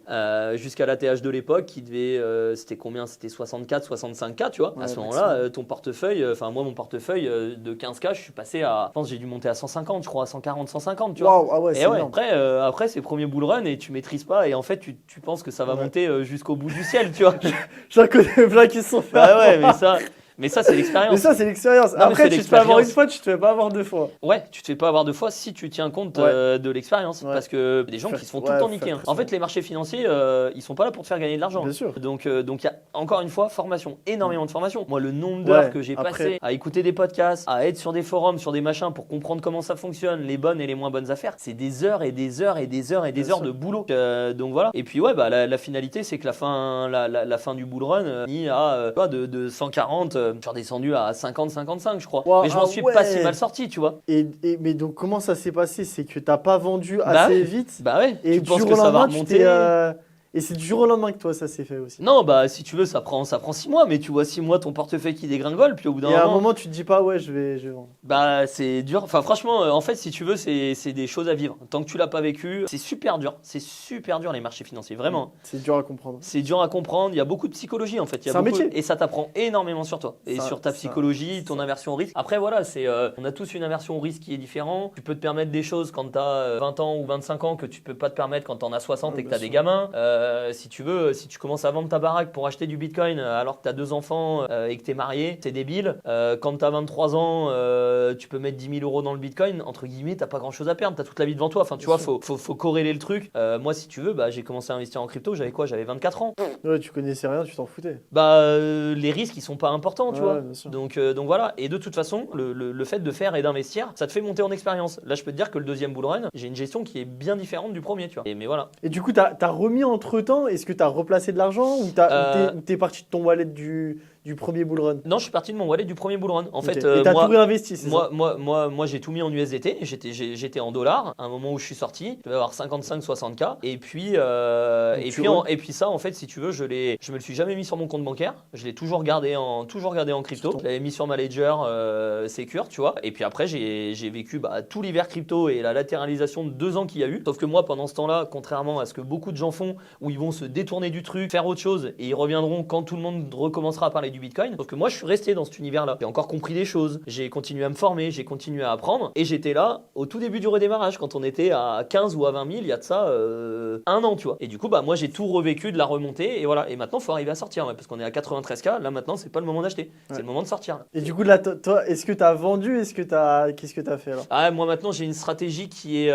Tu DCA? Non, moi je DCA pas si tu veux. Maintenant, moi, ça fait 5 ans quand même que je suis dedans, commence déjà à être un peu important. Les graphiques, je commence à les connaître. J'ai pas mal bossé sur ma psychologie. Donc, j'ai une stratégie qui est ma stratégie à moi. Je ne suis personne. Okay. Tu suis ton chemin, j'ai une stratégie qui n'existe pas en fait. D'accord. C'est pas du DCA. C'est ma stratégie. C'est la stratégie Tristan. J'investis sur des zones du support. Je me place sur des coins. Des fois je m'enlève. Des fois, je me remets. C'est très personnel comme stratégie. Il y a des moments où je vais prendre plus de risques. Il y a des moments où je vais en prendre moins. C'est vraiment une stratégie. Je peux même pas te la décrire. Elle est ultra personnelle en fait. Je me suis inspiré de personnes. Non, je me suis inspiré de tout un tas de choses du coup que j'ai vu pour me faire ma strat à moi qui me convient et avec laquelle je suis à l'aise et qui plus est, je suis autonome, tu vois. Moi, je dépends pas d'un gars qui va dire bah là j'achète, là je vends. Tu sais pas, enfin tu vois, tu sais pas derrière le mec. T'écoutes pas les gens. Tu regardes ton portefeuille. Je n'écoute quasiment plus les gens. Après maintenant, si tu veux, je fais partie de communautés d'investisseurs qui sont nettement plus privées, tu vois, avec des gens qui sont pas du tout des débutants, avec des mecs quand ils te donnent un avis, c'est un avis qui est réfléchi, c'est fondé, constructif. Okay. Voilà, donc je me nourris de tous ces avis-là pour me faire ma propre analyse et prendre mes propres décisions, tu vois. Moi, je sais très bien, quand tout le monde va commencer à s'exciter à acheter du Bitcoin et que ce sera le moment de sortir, c'est tous les débutants, ils vont acheter du Bitcoin et les mecs comme moi et des personnes que je côtoie où on a un peu plus de discernement et de recul sur les choses, c'est à ce moment-là où on va commencer à sortir. Et voilà, et c'est comme ça, c'est le jeu et il faut se former. Mais ça, après, tu te fais niquer une fois sur un bull run et tu te fais pas niquer une deuxième. Et moi, je pense que tous les gens qui sont pas fait niquer la première fois et qui vont se faire niquer justement pour la deuxième, là, qui sont en train d'acheter du Bitcoin, le Ethereum, etc. et qui vont s'apercevoir au moment où ça va baisser justement que bah voilà ils se sont fait niquer. Bah après le Bitcoin pour moi ça va grimper jusqu'à 200 000. Pour moi ça va grimper jusqu'à 200 000. Bah après moi j'ai des cryptos de prédilection mais bon on verra. J'ai Ethereum à 15K, Solana à 350, 500, Tao à 1000, Bitcoin à 200 000. Après on verra. Mais moi ça pour moi ça va se passer en 2025. Et là je pense que le Bitcoin novembre 100 000. Il y a moyen qu'il tape les 100K là ce mois-ci. Mais en fait faut suivre ça de près. Faut suivre ça de près.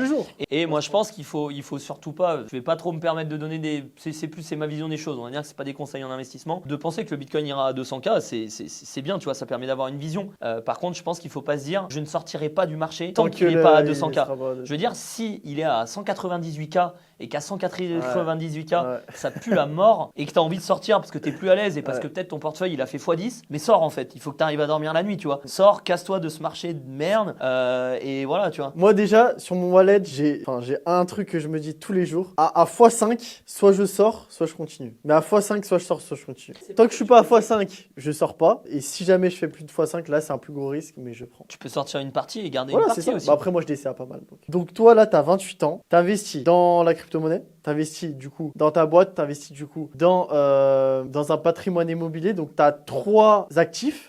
Est-ce que tu en as d'autres du coup? Ouais, Et t'en aimerais combien? Là, le max que t'aimerais. De type d'actifs? Ouais. Non, mais moi, il n'y a pas forcément de max. Après, c'est de la diversification si tu veux. Et t'aimerais justement te diversifier ou? Ah oui, carrément. Ouais, bah, si tu veux, en fait, pour avoir un patrimoine qui est résilient, avoir un patrimoine diversifié, c'est bien. C'est la clé, ouais. Après, voilà, si tu veux, le fait de se diversifier, c'est pas ce qui te permet de faire grossir forcément ton patrimoine. Enfin, là, après, ouais, franchement, on pourrait faire un podcast de 3 heures sur l'investissement. Mais en fait, il y a plein de choses dans lesquelles investir. Tu as les actions, tu as le vin, tu peux investir dans des entreprises, tu as des obligations d'entreprise. Et après, voilà, plus tu creuses deep, tu vois, moi, comme je te dis, je fais partie de plusieurs communautés, notamment une communauté privée qui s'appelle Youmentos. Cédric, si tu passes là, coucou à toute la communauté. Si tu veux, là, c'est une communauté d'entrepreneurs et d'investisseurs, que des personnes chevronnées.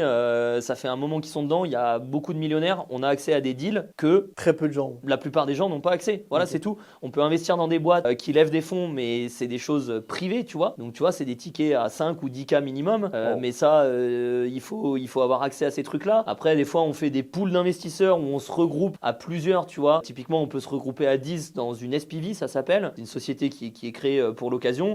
Les 10 mettent 10 000 euros, ça fait une poche de 100 000. Et avec ces 100 000 là, tu peux aller investir dans des fonds d'investissement. Il y a des trucs comme ça qui existent. Tu peux investir dans des fonds d'investissement. Tu peux investir dans des fonds d'investissement crypto. Renaud, tu vois, s'il passe par là, c'est un gars de cette communauté. Il a créé un fonds d'investissement qui investit derrière dans des fonds d'investissement crypto. En fait, des trucs, il en existe plein. Le tout, c'est de creuser et d'avoir accès au réseau. Le réseau, c'est ce qui fait énormément de différence. Après, pour répondre à ta question, moi j'ai des actions en bourse, j'ai des actions et des ETF, j'ai un petit peu de vin et j'ai du private equity. J'ai investi dans des boîtes, donc là c'est de l'argent qui est bloqué, hein. Tu leur donnes de l'argent quand elles lèvent des fonds et après, eh ben, tu récupères peut-être jamais tes sous ou tu les récupères soit quand ils s'introduisent en bourse, soit quand ils font un deuxième round de levée de fonds. Donc après les levées de fonds, tu as du seed, tu as du pré-seed, enfin tu vois, tu as des séries A, des séries B. Après voilà, c'est tout. On pourrait faire des podcasts des heures et des heures sur ces sujets. Et t'aimerais investir dans des startups, ça pourrait J'ai déjà investi dans des startups. J'ai déjà investi dans des startups. Et ça t'a déjà rapporté ou non, pas encore. Là pour l'instant. C'était la première fois, ouais, du coup. C'est les thunes, je les ai filées aux startups et maintenant, les startups, on verra si un jour je retrouve les sous, tu vois. Okay, ouais, mais ça tu vois, je kiffe, tu vois. Investir dans les startups, c'est génial, c'est hyper noble d'aider des startups à se lancer et à se développer. Et voilà, tu vois, moi un projet que j'ai en tête à long terme, c'est peut-être de créer un startup studio. Un studio dans lequel tu as des startups, tu les aides à se développer, tu leur files des rondes, c'est un incubateur. J'aimerais bien créer un incubateur créé par moi et mon associé, tu vois. Ça c'est un truc qu'on a en tête et qu'on aimerait bien faire un jour. Ça c'est fou ça. Donc là on va finir sur je crois qu'on avait tout dit, mais on va finir du coup sur ton programme de la longévité de la vie que tu m'as parlé tout à l'heure. Donc c'est un programme justement que tu as commencé quand exactement? Ça a fait 9 mois. Et pourquoi tu as commencé ça du coup? Pourquoi j'ai commencé? Parce que, encore avec cette communauté privée dont je te parle, il y a 2 membres de cette communauté privée qui ont créé une boîte sur la longévité de la vie. Donc il y en a un des deux qui avait eu une boîte avant, il l'a vendue 25 millions, donc il a récupéré ses 25 millions. Avec ces 25 millions, il a pas mal investi en IMO, histoire de se sécuriser. Il a acheté une dizaine d'immeubles dans le sud, tu vois. Il a pas mal d'immobilier et du coup il a créé cette boîte-là, une boîte qui s'appelle Icar. Et du coup leur ambition à long terme, c'est une boîte française du coup. Ouais, c'est une boîte française. C'est une boîte française. Leur ambition à long terme, c'est d'aller jusqu'à l'OMS, l'Organisation mondiale de la santé, pour introduire tous les sujets de la longévité de la vie. Bon, là après, voilà, on va pas rentrer. Il y a des considérations un peu éthiques et ethniques derrière tout ça, tu vois. Concrètement, voilà, le vieillissement, maintenant, on peut le combattre avec les technologies qu'on a maintenant et les connaissances qu'on a sur la science maintenant. Et du coup, ce projet-là, si tu veux, l'idée en fait, c'est la médecine, si tu veux, elle est en... Là, tu vois, on va parler d'un sujet quand même que je maîtrise un peu moins. La médecine, elle est en réaction. Typiquement, quand tu as une douleur, tu vas voir le médecin. Quand tu es malade, tu vas voir le médecin. Quand tu as un cancer, tu vas voir le médecin. Le but de ce programme sur la longévité de la vie, c'est d'être en anticipation en fait. C'est de mettre toutes les chances de son côté pour ne pas tomber malade, pour ne pas avoir de douleur, pour ne pas avoir de cancer. Alors là, tu as toutes les personnes qui te diront oui, mais moi je connais un tel, il fait que de fumer et de boire du vin et pourtant il a 90 ans, il est en pleine forme. Alors oui, tu auras toujours le contraire. Mais globalement, si tu mets toutes les chances de ton côté pour être en bonne santé, tu as déjà plus de chances que l'autre d'à côté qui met pas toutes ses chances. Donc si tu veux, les 4 piliers pour être en bonne santé générale, c'est le sommeil, pilier numéro 1, le sport, l'activité physique, la nourriture et la gestion du stress. Et donc si tu veux, avec ce programme-là, on travaille sur ces 4 piliers-là. Donc moi, si tu veux, j'ai un médecin spécialiste de la longévité de la vie. J'ai fait une prise de sang à 700 balles, prise de sang qui fait 40 pages, où tu te récapitule en fait. Qui te récapitule beaucoup de choses, tu vois. Et voilà, et c'est une prise de sang qui va loin. Typiquement, moi j'ai une carence en fer qui est pas hyper importante, mais sur laquelle on est en train de creuser parce qu'on sait pas d'où elle vient. C'est pas dangereux, tu vois. Je vais pas du tout crever demain ni l'année prochaine à cause de ma carence en fer. Par contre, il faut quand même comprendre d'où ça vient, parce que si ça se trouve, cette carence en fer là, dans 10 ans, elle va me péter à la gueule parce que je sais pas, X ou Y raison, tu vois. Après, si tu veux vraiment rentrer dans les détails, je te filerai le contact si tu veux de Gabriel, tu l'inviteras et lui il pourra t'en parler des heures. Après, c'est super intéressant en tout cas, le fait de justement savoir être organisé, d'avoir un coach, que ce soit en matière de sport, de sommeil. Et du coup, c'est un coach qui te suit tous les mois, qui te suit toutes les semaines. Ouais.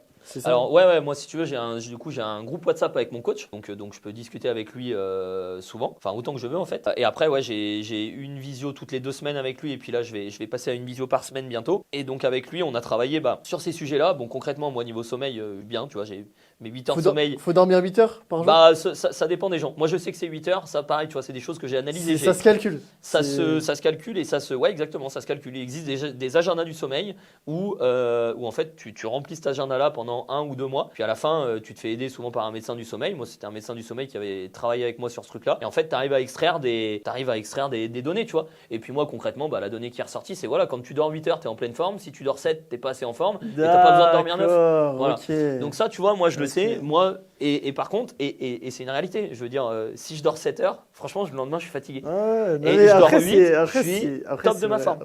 Donc ça, tu vois, c'est un truc, moi, j'y dérange pas. C'est 8 heures de sommeil, obligatoire. Et après, le sport, bah voilà, du coup, moi, si tu veux, mon coach, en fait, il maîtrise tous ces sujets-là, il les maîtrise lui. Bon, c'est un super mec. Andrea, si tu passes par là, il a une chaîne YouTube aussi. Et du coup, il a été champion d'Europe de force athlétique. Donc c'est lui qui me fait tous mes programmes sportifs à la salle, tu vois. Ce que tu dois manger aussi. Il me fait tout mon programme nutritionnel, donc ce que je dois manger, pareil. Donc j'ai un programme nutritionnel, j'ai un programme sportif, j'ai de la complémentation alimentaire, donc des compléments alimentaires, quoi. C'est lui qui me prépare tout ça. Et moi, si tu veux, j'ai zéro charge mentale. Et c'est vrai que là, depuis 9 mois que j'ai fait ça, et de toute façon, ils le savent. Et puis ils m'ont dit qu'ils allaient m'interviewer bientôt, parce que moi, je suis super content du service qui a été apporté. Et je suis dans une forme olympique depuis. Moi, le point que j'avais le plus sous-estimé, parce que je faisais déjà beaucoup de sport avant ce programme-là, mais par contre, la nourriture, j'avais jamais travaillé dessus. Et c'est impressionnant à quel point la nourriture, elle a de l'effet en fait sur le corps et sur l'esprit. Là, vraiment, je peux être focus toute la journée, sans problème, pendant 12 ou 13 heures à bosser. Et ça, c'est parce que ma nourriture maintenant, elle est bien. Et la complémentation alimentaire qui vient en plus rajouter un truc là-dessus. Et voilà, et quand tu es au top de ta forme, bah, tu es au top de ta forme. Et les gens sous-estiment beaucoup ça. Les gens sous-estiment beaucoup les compléments alimentaires et la nourriture. Ouais. Et c'est ça le problème. Oui, et après, moi, tu vois, sur tous ces sujets-là, après, moi, je suis quelqu'un, si tu veux, qui aime bien, j'aime accompagner les autres et j'aime bien être accompagné. Moi, j'aime bien quand c'est personnalisé, si tu veux. Aller sur YouTube et un tel, il va te conseiller de manger comme ci, de manger comme ça. L'autre, il va te dire, prends tel complément, prends tel machin. Il y a un moment d'avoir quelqu'un qui est dédié à ça, dont c'est le métier, qui fait que ça. Moi, en plus, mon coach, il coach que des sportifs de haut niveau et des entrepreneurs ambitieux. Voilà, il fait que ça. Donc, si tu veux, c'est son boulot, il fait que ça. Il est hyper fort. C'est un professionnel. Il a une licence de psychologie, un master de STAPS. Le mec, tu peux lui faire confiance et tu sais que ce qu'il te conseille, c'est bien, quoi. C'est pas des trucs à la con que tu as vu sur Internet. Alors ouais, ça coûte 400 balles ou ça coûte 1000 balles. Là, le programme dont je te parle, c'est un programme à 300 balles par mois. Donc ouais, ça coûte des ronds. Mais moi, si tu veux, j'estime que ma santé, c'est mon capital le plus important. Je veux dire, demain, je peux avoir tous les projets de la Terre. Si t'es pas productif, ça sert à rien. Si t'es pas productif, ça sert à rien. Ou si t'es en mauvaise santé, si t'es en mauvaise santé et que t'as un cancer ou ce que tu veux, tout s'arrête en fait. Tu peux avoir tous les projets professionnels et familiaux que tu veux, tout s'arrête du jour au lendemain. Bah écoute, merci à toi d'être venu dans ce podcast. Ça m'a fait super plaisir de te recevoir. J'ai appris énormément de choses. Je pensais pas en apprendre autant avec mes questions, mais ça allait. Je pense qu'on a fait le tour de tout ce qu'on voulait voir. Donc je suis super content en tout cas. Merci à toi. Toutes tes connaissances, toute ta bienveillance. Puis, est-ce que tu as un conseil peut-être à donner aux gens qui veulent entreprendre, investir, soyez, je sais pas, un petit conseil ou même une phrase ou une citation qui te fait plaisir que tu aimerais ajouter. Ok, alors moi une phrase ou une citation non, mais concrètement moi ce que je peux vous dire c'est soyez ambitieux, l'ambition c'est génial, formez-vous, soyez curieux. Essayez de réfléchir à vos valeurs, à qu'est-ce qui vous anime au quotidien. Une fois que vous avez tout ça et que vous avez le bon socle, bah derrière il faut bosser. Moi je sais que je suis un gros bosseur, mais éclatez-vous, prenez du plaisir, sortez avec vos amis, fondez une famille, faites-vous kiffer au niveau pro. Mais concrètement une vie vous en avez qu'une et moi je pense qu'il faut la vivre à fond donc allez-y quoi, faites-vous plaisir. Merci les amis d'avoir écouté ce podcast. N'hésitez pas à liker, commenter et vous abonner, ça m'a fait super plaisir. Et à très bientôt pour l'épisode 4.